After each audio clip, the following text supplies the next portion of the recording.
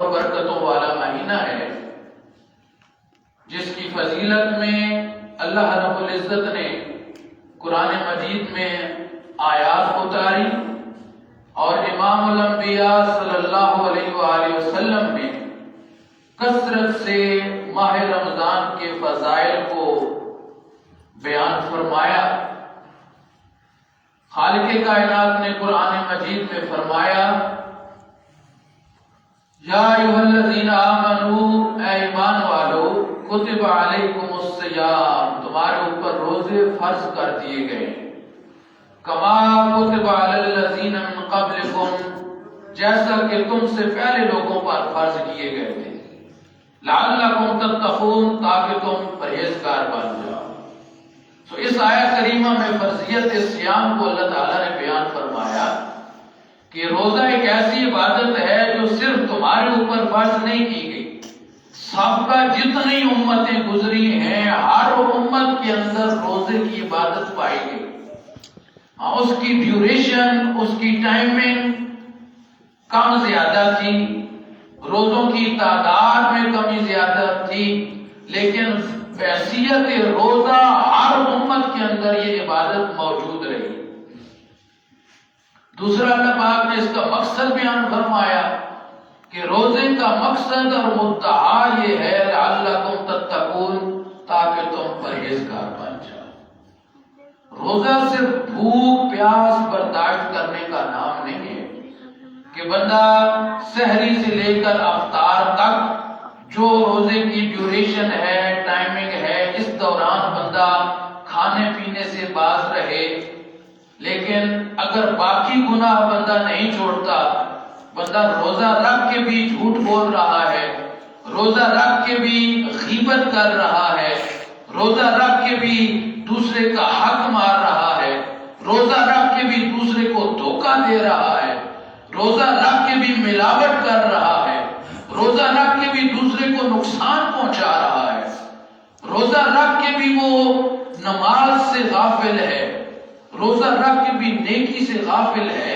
تو وہ جسٹ بھوک اور پیاس ہے۔ اس لیے آقا علیہ الصلوۃ والسلام نے فرمایا، ما من صائم لیس له من صیامہ الا الجوع والعطش، فرمایا بہت سارے روزہ دار ایسے ہیں جنہیں روزے سے سوائے بھوک اور پیاس کے کچھ حاصل نہیں ہوتا، یعنی وہ بھوک پیاس کو برداشت کرتے ہیں، اپنے طور پر وہ روزہ رکھتے ہیں، وہ کھانا نہیں کھاتے، وہ پانی نہیں پیتے، بھوک پیاس برداشت کرتے ہیں، مگر روزے کے جو تقاضے ہیں ان کو پورا نہیں کرتے۔ روزہ صرف پیٹ کا روزہ نہیں ہے، صرف منہ کا روزہ نہیں ہے۔ علماء، عرفاء، اولیاء نے یہاں تک لکھا ہے کہ آپ کی سوچ اور فکر کا بھی روزہ ہے، آنکھ کا بھی روزہ ہے کہ آنکھ غلط طرف نہ اٹھے، غلط منظر نہ دیکھے، بد نگاہی نہ کرے۔ کان کا بھی روزہ ہے کہ کان کی حفاظت کریں بری چیز سننے سے۔ ہاتھ کا روزہ ہے کہ غلط کام کی طرف ہاتھ نہ اٹھے۔ پاؤں کا روزہ ہے کہ غلط طرف چل کے نہ جائے۔ دل کا روزہ ہے کہ دل میں غلط خیال نہ آئے۔ سوچ اور فکر کا روزہ ہے کہ دماغ میں کوئی غلط سوچ اور فکر نہ آئے۔ جب بندہ اپنے آپ کو اس قدر روزے کے تقاضوں میں ڈال لیتا ہے اور ان تقاضوں کو پورا کرتے ہوئے روزہ رکھتا ہے تو اللہ اس کے من کو روشن کر دیتا ہے، پھر اسے روزے کی لذت ملتی ہے، پھر اسے روزے کی کیفیت نصیب ہوتی ہے۔ میں نے پچھلے جمعۃ المبارک پر بھی عرض کی کہ روزہ، اگر آپ کہیں کہ ایک جملے میں روزے کا مقصد بیان کیا جائے تو ایک جملے میں روزے کا مقصد یہ ہے کہ روزہ 30 دن کی یہ ایک ٹریننگ ہے۔ جس طرح ہمارے لوگ فوج میں جاتے ہیں نا تو روٹی ہوتی ہے، کیا اس کو کہتے ہیں، وہ ابتدائی ٹریننگ ہوتی ہے، تو یہ سال کے بعد مسلمان کی ایک ٹریننگ ہے 30 دن کی، جس میں اس نے اپنے آپ کو اللہ رسول کے احکامات کی پابندی میں گزارنا ہے۔ کہ چیز حلال سامنے پڑی ہوئی ہے، حلال کھانا پڑا ہوا ہے، دیکھنے والا کوئی نہیں، منع کرنے والا کوئی نہیں، مگر بندے کا ہاتھ اس طرف نہیں اٹھتا. کیوں؟ اس کا یقین اور ایمان ہے کہ جس ذات کی خاطر میں نے روزہ رکھا ہے، بندہ کوئی نہیں دیکھ رہا مگر اللہ کی ذات مجھے دیکھ رہی ہے. یہی تو روزہ پکا کرنا چاہتا ہے کہ ہمارے اندر یہ خیال پختہ ہو جائے کہ میرا رب مجھے دیکھ رہا ہے، میرا خالق و مالک مجھے دیکھ رہا ہے. جب یہ یقین پکا اور پختہ ہو جائے گا تو ہم ہزاروں گناہوں سے بچ جائیں گے. کیوں؟ کہ جب بھی ہم گناہ کی طرف قدم اٹھائیں گے ہمیں خیال آئے گا کہ میرا رب مجھے دیکھ رہا ہے. ایک یہ خیال پختہ ہو جائے، ایک جھوٹ چھوٹ جائے. جھوٹ ساری برائیوں کی جڑ ہے، اور ہمارے معاشرے میں جتنی کثرت سے جھوٹ بولا جاتا ہے اس کی کوئی انتہا نہیں ہے.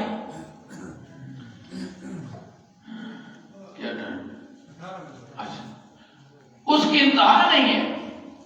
نبی کریم صلی اللہ علیہ وسلم کی بارگاہ میں ایک بدو آیا، اعرابی دیہاتی بندہ. تو حضور نے اسے اسلام کے بارے میں بتایا. اس نے عرض کی، یا رسول اللہ، میں سارے کام نہیں چھوڑ سکتا، ایک کام مجھے بتا دیں، میں آپ سے وعدہ کرتا ہوں کہ وہ چلے نہیں کروں گا، میں باقی سارے کام تو میں نہیں چھوڑ سکتا. عادت ہوتی ہے نا، عادت بن جاتی ہے، اور عادت جب پختہ ہو جاتی ہے تو بندہ اس سے رہ نہیں سکتا. اس کو چھوڑتا ہے تو بندے کا دماغ ڈاواڈول ہو جاتا ہے. عادت ایسی چیز ہوتی ہے. مثال کے طور پہ آپ دیکھیں بعض لوگوں کو چائے کی عادت ہوتی ہے، ایک عادت بن جاتی ہے، بندہ نہ پیے تو اسے عجیب لگتا ہے، یار سر میں درد ہو جاتا ہے. بندہ کہتا ہے جیسے کوئی چیز گم ہو گئی ہے. جو سگریٹ نوشی کا عادی ہوتا ہے وہ سگریٹ نہ پیے تو وہ مرتا ہے. تو ایک عادت ہوتی ہے. تو اس نے کہا، یا رسول اللہ، ایک گناہ مجھے بتا دیں کہ یہ کام نہیں کرنا تو میں وہ چھوڑ دیتا ہوں. آپ صلی اللہ علیہ وسلم نے فرمایا، اچھا ایسے کرو کہ وعدہ کرو جھوٹ نہیں بولنا، وعدہ کرو جھوٹ نہیں بولنا. انہوں نے کہا، یا رسول اللہ یہ تو مسئلہ نہیں ہوتی. ٹھیک ہے، میں جھوٹ نہیں بولوں گا. واپس چلا گیا. اب جب بھی کوئی کام کرنے لگتا تو اسے خیال آتا کہ میں نے حضور سے وعدہ کیا ہے کہ جھوٹ نہیں بولنا.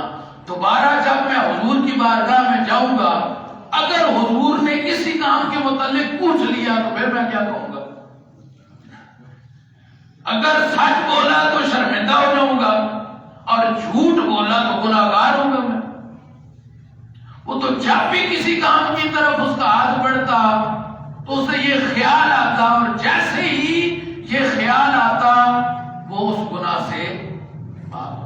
تو ایک جھوٹ چھوڑنے کی وجہ سے اللہ نے اسے سارے گناہوں سے بچا لیا، سب بری عادات سے بچا لیا. بے نمازی پر لعنت نہیں آئی، قرآن میں لعنت نہیں آئی. جھوٹ بولنے والے پر قرآن میں لعنت آئی.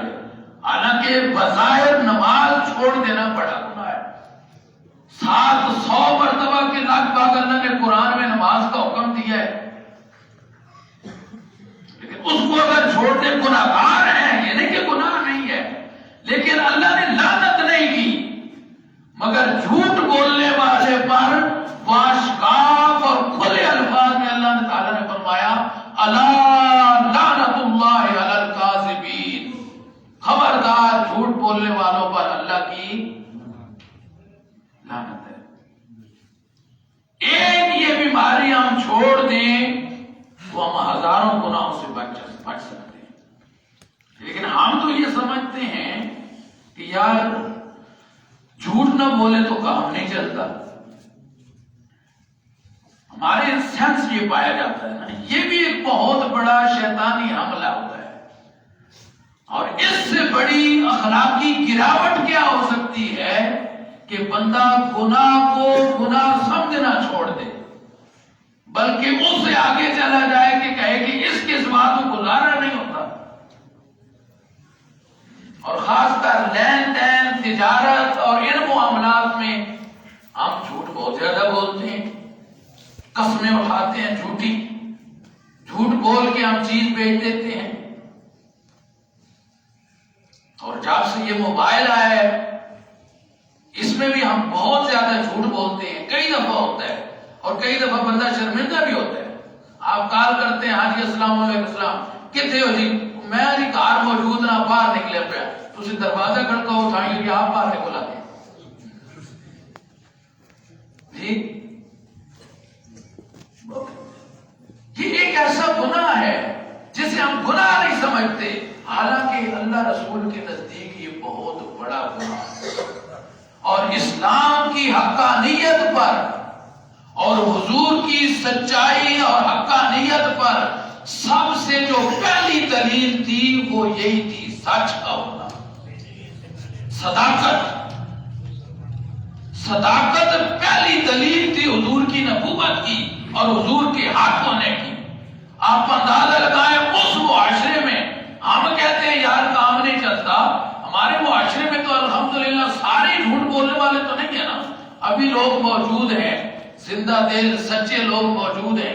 اس معاشرے میں جہاں سچ بولنے والا کوئی نہیں ملتا تھا، جہاں چوری ڈاکہ زنا عام تھا، جہاں باپ فوت ہو جائے ماں کے ساتھ نکاح کیا جاتا تھا، بیٹیوں کو زندہ درگور کیا جاتا تھا، اس معاشرے میں ایک ہستی میرے مصطفیٰ کریم کی تھی، ایک ہستی میرے آقا کی تھی کہ بڑے سے بڑا دشمن بھی یہ گواہی دیتا تھا کہ آپ صادق اور امین ہیں، آپ صادق اور امین ہیں. یہ دو ہی تو چیزیں ہیں بندے کے اندر، کہ بندہ سچا ہو اور امانت دار ہو، کسی کا مال نہ کھائے اور جھوٹ نہ بولے. یہ دو ہی چیزیں ہیں. یہ دو اگر ہیں تو آپ کمال کے بندے ہیں، اور اگر یہ دو نہیں ہیں تو سمجھے آپ کے پاس کچھ بھی نہیں، کوئی اثاثہ نہیں. حضور نے جو پہلی دعوت دی کوئی صفا پر، یہ ہمارے دور میں تو تیسری کی کتاب میں ہوتا ہے جو واقعات، یہ واقعہ ہوتا تھا اردو کی کتاب میں کہ کوئی صفا پر چڑھ کر، اب تو جب سے اوپر سے پریشر آئے اور بہت سارے طوفان اور سیلاب آئے ہیں، یہ ساری چیزیں آہستہ آہستہ نصاب سے نکال دی گئی. اب ٹوینکل ٹوینکل لٹل سٹار آیا اور پتہ نہیں کیسے کیسی انگریزوں کی کہانیاں، ان کی لائف سٹائل آ گیا، فلاں نے ایسے کیا، فلاں نے ایسا کیا. ہم نے اپنے اصل جو اثاثہ تھا اس سے ہم ہٹ گئے، اصل جو ہمارا دین تھا اس کو چھوڑ دیا. تو ہمارے دور میں اردو کی کتاب میں یہ واقعہ ہوتا تھا کہ حضور نے کوئی صفا پر چڑھ کے پوچھا، اے اہل قریش، اے گروہ قریش، اگر میں یہ کہوں کہ پہاڑ کی دوسری جانب سے ایک لشکر آ رہا ہے تمہارے اوپر حملہ کرنے والا ہے تو تمہارا کیا خیال ہے؟ تو سب نے یک زبان ہو کر کہا تھا، اے محمد بن عبداللہ، ہم آپ کی بات کو تسلیم کر لیں گے، اس لیے کہ ہم نے آپ کی زبان سے آج تک جھوٹ نہیں سنا. فرمایا اگر تم یہ بات تسلیم کرتے ہو تو میں تمہیں دعوت دیتا ہوں کہ میں اللہ کا رسول ہوں اور اس کائنات کا ایک ہی خدا ہے، وہ وحدہ لا شریک ہے. یہ سارے بت جھوٹے ہیں، یہ کوئی خدا نہیں ہے، خدا کی خدائی وہ ایک ہی خدا ہے، وہ وحدہ لا شریک ہے، اس پر ایمان لے آؤ، میں اس کا آخری نبی ہوں. تو پہلی دلیل حضور کا سچ تھا، قرآن نے بھی اس کو بیان کی. اللہ اکبر. تو حضرات گرامی قدر، روزہ تربیت کا نام ہے، روزہ تقوی کا نام ہے. تقوی ایک ایسی چیز ہے، حضرت عمر رضی اللہ تعالیٰ عنہ فرماتے ہیں کہ تقوی ایسی چیز ہے کہ بندہ ایسے راستے سے گزرے کہ جو خاردار راستہ ہو، کانٹوں والا راستہ ہو، اس راستے سے بندہ اپنے کپڑے اور دامن بچا کے نکل جائے، یہ تقوی ہے. یہ تقوی کہنا یار ایک گھڑی کو سامنے لا سکتا ہے جی. اچھا، تو حضرات گرامی قدر، یہ بات ذہن میں رکھیں، میسج آپ کو یہ دینا چاہتا ہوں کہ ہم نے اپنے آپ کو بدلنا ہے، اسلام کے مطابق ڈالنا ہے۔ اور آخری میسج یہ سمجھیں کہ یہ ہمارا آخری رمضان ہے۔ بہت سارے لوگ پچھلے سال ہمارے ساتھ موجود تھے، آج ہمارے اندر موجود نہیں ہے۔